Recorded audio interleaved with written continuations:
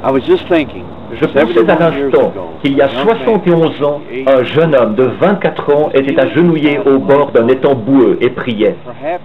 Peut-être même qu'il avait prié toute la nuit. Et à ce moment-là, à l'est, se levait un jour nouveau. Ce jeune homme s'appelait William Marion Branham. Et alors qu'un jour nouveau se levait ce matin-là, en 1933, un jour nouveau se levait aussi pour tout le peuple de Dieu, car Dieu avait envoyé son messager parmi nous. De même que Jésus est venu et a marché avec ses disciples sur les rivages de la Galilée il y a 2000 ans, de même nous aussi nous avons marché avec Dieu en ce temps-ci. Il a équipé un homme, un vase humain, d'un don qui devait démontrer la présence de Jésus-Christ parmi nous, ainsi qu'il l'a promis dans le livre de Malachie.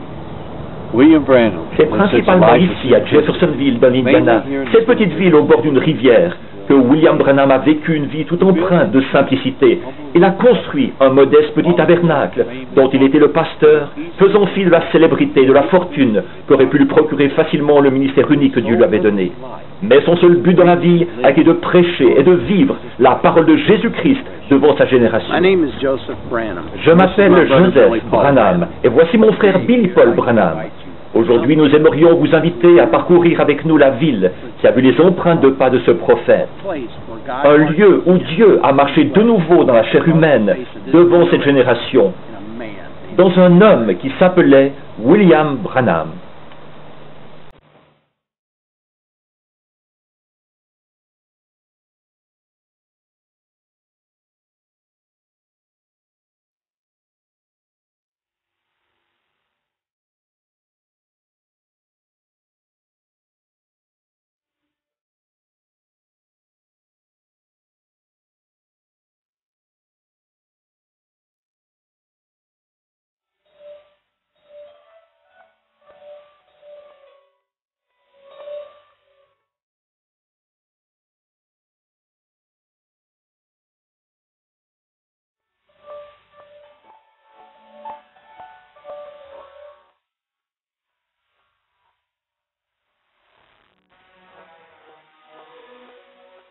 Mon père est né dans les collines du sud du Kentucky, à environ 20 km de la frontière avec le Tennessee. Alors qu'il n'avait que 3 ans, un jour qu'il jouait dehors avec son frère, il entendit une voix lui dire « Tu vivras près d'une ville appelée New Albany ».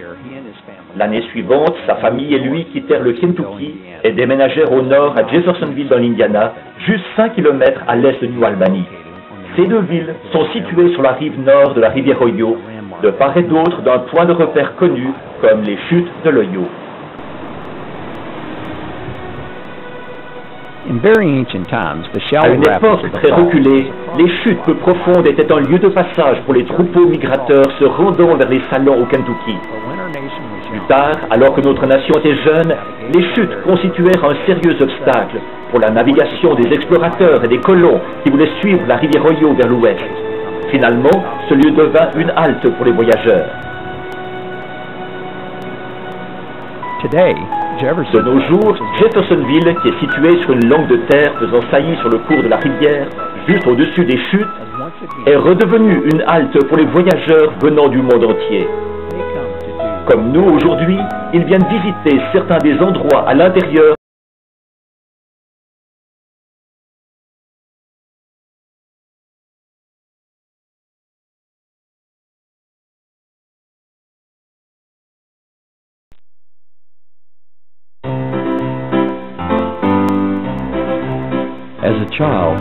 Quand il était enfant, l'un des plaisirs favoris de mon papa, c'était de pouvoir venir parfois dans cette confiserie, ici au centre de Jeffersonville. Là, pour 2 cents seulement, il achetait un cornet des délicieux bonbons forts à la cannelle de M. Schimpf. Aujourd'hui, la famille Schimpf fabrique toujours ces bonbons forts, avec la même recette et même certaines des grandes marmites en cuivre utilisées il y a environ 90 ans.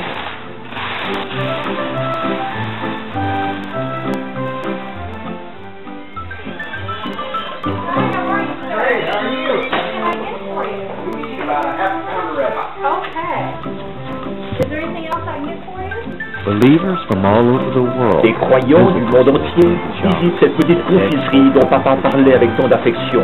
Et comme nous, ils ne peuvent s'empêcher de ramener chez eux un paquet de ces bonbons forts, qui maintenant sont devenus célèbres dans le monde entier.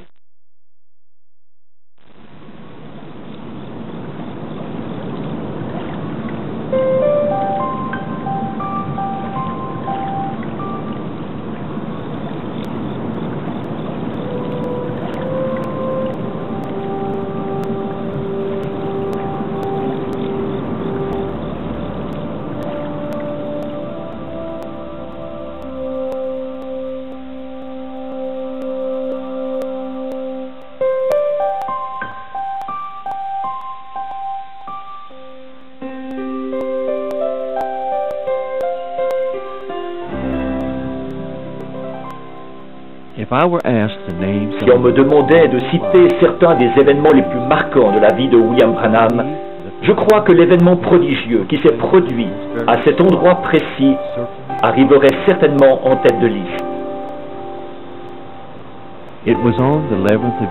C'était le 11 juin 1933 et papa conduisait un service de baptême ici dans la rivière Ohio au bout de la rue Spring. Il venait de tenir 2 semaines de réunion de réveil et les gens qui se faisaient baptiser s'étaient convertis à ses services. Il y avait notamment Francis Marion Harvey, le grand-père de papa, âgé de 73 ans. Ma mère, sœur Hope, prenait des photos avec son tout nouvel appareil Kodak Brownie.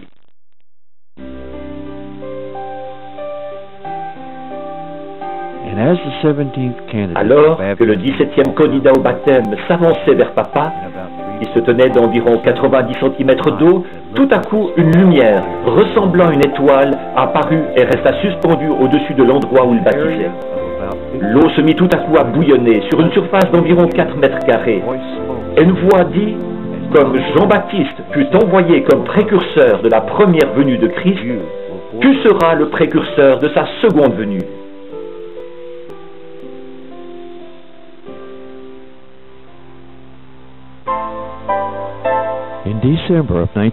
En décembre 1936, ma mère, sœur Hope, s'est évanouie alors que debout, elle attendait le bus pour aller en ville faire ses achats de Noël.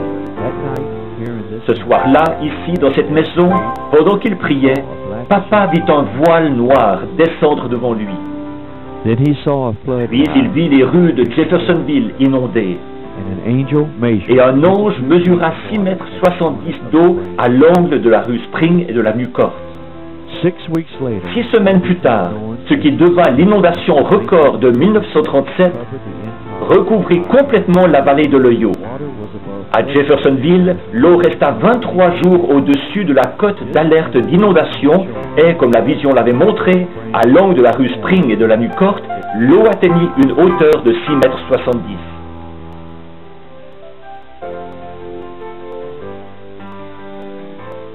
Maman, atteinte de pneumonie, fut hospitalisée, tandis que papa passait ses journées dans son petit bateau à aider les équipes de secours qui patrouillaient dans les régions inondées à la recherche de survivants pour les conduire en sûreté. Pendant une opération de sauvetage particulièrement terrifiante, le moteur de son bateau cala et très vite, il fut pris dans de dangereux courants qui l'entraînaient rapidement vers les chutes de l'Ohio. Implorant la miséricorde de Dieu, il pensa à l'occasion qu'il avait rejetée d'aller évangéliser. Alors il s'écria, « Seigneur, si tu me pardonnes, je ferai tout ce que tu veux que je fasse. » Quand il essaya de nouveau de mettre le moteur en marche, cette fois-ci, il se mit en marche immédiatement et il put atteindre la rive sans dommage.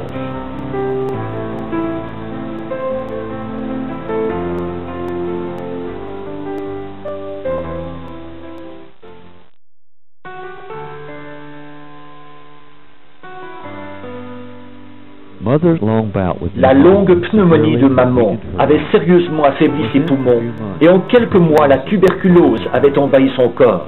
Elle mourut à 23h10 le mercredi 21 juillet au Clark County Memorial Hospital. Elle n'avait que 24 ans.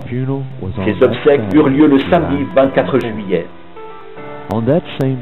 Le même jour, ma sœur, Sharon Rose, fut tout à coup atteinte de spasmes et hospitalisée.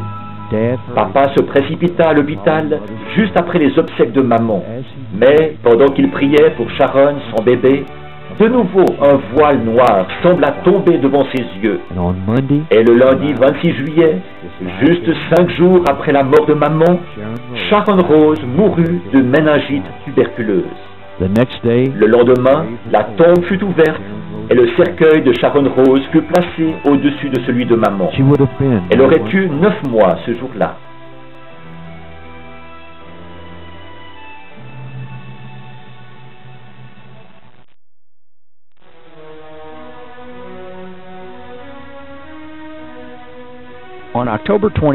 William Branham et Mesdames Marie Breuil se marièrent le 23 octobre 1941. Leur maison était en face du Branham Tabernacle dans la même rue. Dans l'assemblée, presque tout le monde était pauvre et arrivait difficilement à joindre les deux bouts. C'est pourquoi papa continua à travailler aux travaux publics de l'Indiana pour entretenir la famille.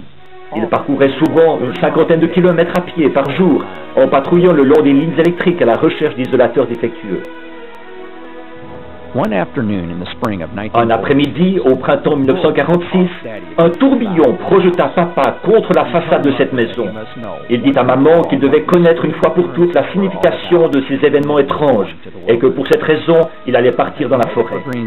Avant de se rendre au moulin à Green, où il allait souvent prier, il lui dit « Je ne rentrerai pas à la maison avant que Dieu m'ait parlé. »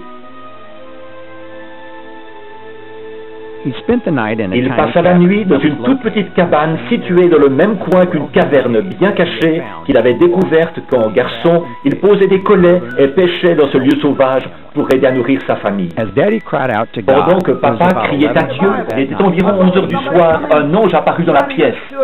Je vis venir une lumière, je venais de lire la Bible, je pensais que c'était quelqu'un qui venait, faisant briller une lanterne ou quelque chose à travers un trou dans le bois.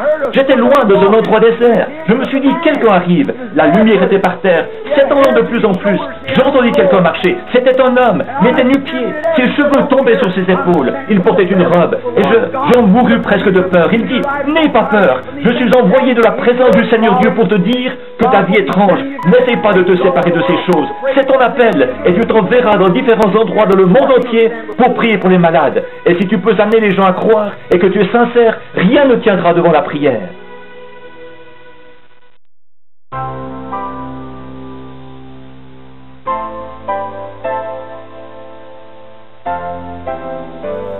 Des milliers de personnes ont pris le chemin de cette maison à la rue Eving pour venir chercher la prière et une possibilité de tirer sur le don que Dieu avait donné à son serviteur.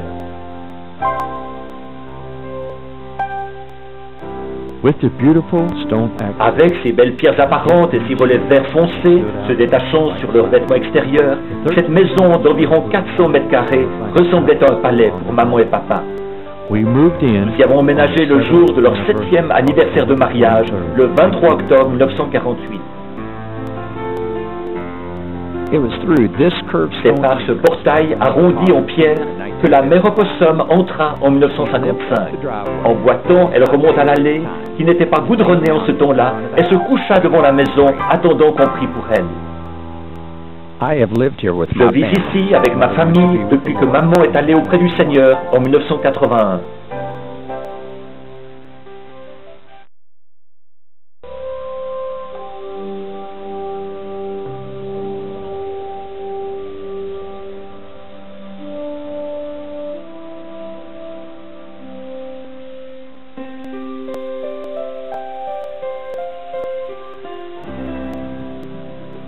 En septembre 1933, une parcelle fut achetée ici à l'angle de la 8e rue et de la rue Penn, là où la route faisait un coude pour contourner un étang peu profond. L'endroit était joli, parfois les nénuphars montaient à la surface en se frayant un passage à travers la boue et transformaient ce lieu en jardin. Papa aimait venir prier ici, et quand le temps arriva, ce fut l'endroit où Dieu lui dit de construire son église. Initialement, l'église s'appelait Pentecostal Tabernacle, mais plus tard on le connut sous le nom de Branham Tabernacle. Il a subi plusieurs transformations.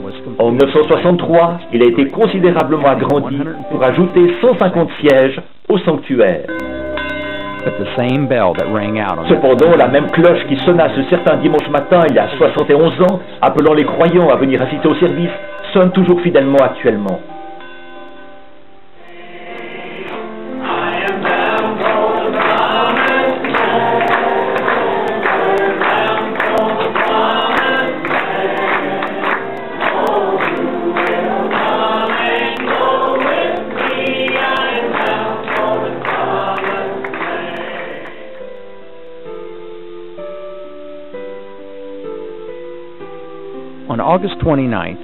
Le 29 août 1965, Papa prêcha au tabernacle pour la dernière fois.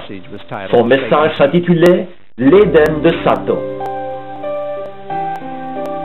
Juste avant le chant final et la prière, il prononça ces paroles. C'est tout ce que j'ai à vous dire, c'est que cette Bible, je crois de tout mon cœur, si je connais bien mon cœur, que c'est la parole de Dieu parfaite et sans mélange. C'est d'elle que je vis, c'est sur elle que je me fonde. Si j'avais 10 000 vies, je voudrais consacrer chaque instant à cette parole, car c'est la parole de Jésus-Christ. Ils auront beau chercher à en démontrer la fausseté, la science aura beau chercher à dire qu'on peut pas s'y fier, et tout. Pour moi, c'est la seule chose au monde à laquelle je peux me fier. C'est cette parole. Voyez, il est à moi. Je l'aime. Pas vous?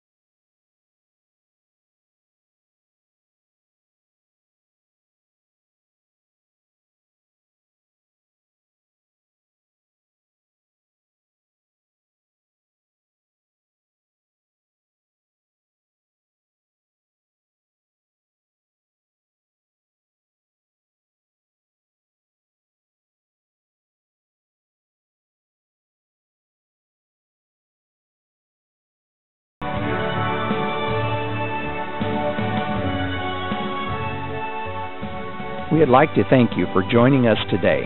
vous remercions de vous être joints à nous aujourd'hui afin de parcourir du regard quelques-uns des endroits devenus familiers à des centaines de milliers de croyants du monde entier, tandis qu'ils écoutent la voix du prophète de Dieu, William Branham.